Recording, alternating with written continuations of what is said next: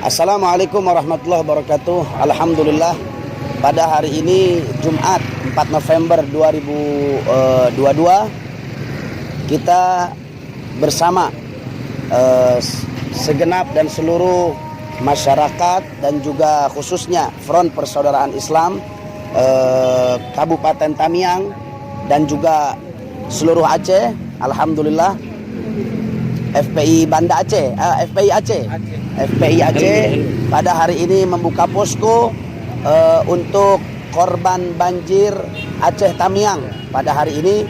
Semoga kita doakan mudah-mudahan semua rekan-rekan relawan di sini Allah kasih sehat walafiat dan Allah berikan keikhlasan untuk membantu masyarakat, karena ini sebagai kewajiban kita, saudara satu bangsa dan satu daerah dengan kita.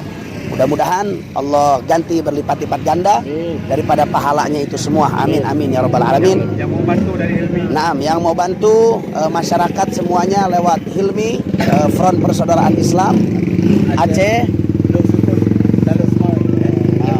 Aceh Utara. Nanti bisa hubungi nanti nomor WA-nya atau nomor rekeningnya nanti diterapkan di sini. Ya khair.